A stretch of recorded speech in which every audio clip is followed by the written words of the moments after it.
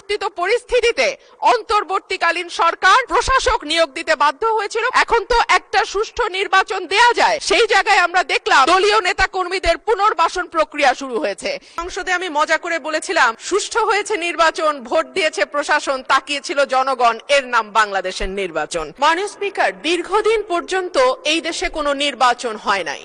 মানুষ তাদের পছন্দের প্রতিনিধি নির্বাচন করতে পারে নাই। জাতীয় নির্বাচন থেকে শুরু করে স্থানীয় পর্যায়ে নির্বাচন পর্যন্ত প্রত্যেকটি নির্বাচন ছিল কারচুপিপূর্ণ। সে কারণেই একবার সংসদে আমি মজা করে বলেছিলাম, সুষ্ঠু হয়েছে নির্বাচন, ভোট দিয়েছে প্রশাসন, তাকিয়েছিল জনগণ, এর নাম বাংলাদেশের নির্বাচন।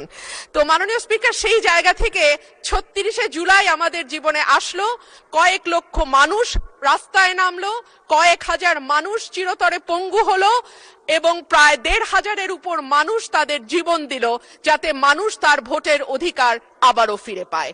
এবং আল্লাহর কাছে অশেষ শুকরিয়া মাননীয় স্পিকার, একটি অবাধ, সুষ্ঠু, নিরপেক্ষ নির্বাচনের মধ্যে দিয়ে ত্রয়োদশ জাতীয় সংসদ গঠিত হয়েছে এবং আমি এই সংসদে একজন স্বতন্ত্র প্রার্থী হিসেবে নির্বাচিত হয়েছি।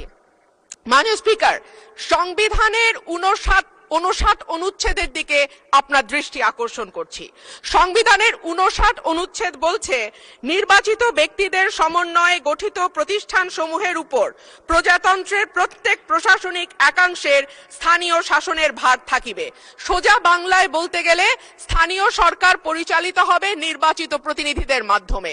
কিন্তু আমরা বিস্ময়ের সঙ্গে এবং দুঃখ নিয়ে লক্ষ্য করলাম, একটি নির্বাচিত সরকার ক্ষমতায় আসবার পরপরই স্থানীয় প্রশাসনগুলোতে প্রশাসক নিয়োগ করেছে।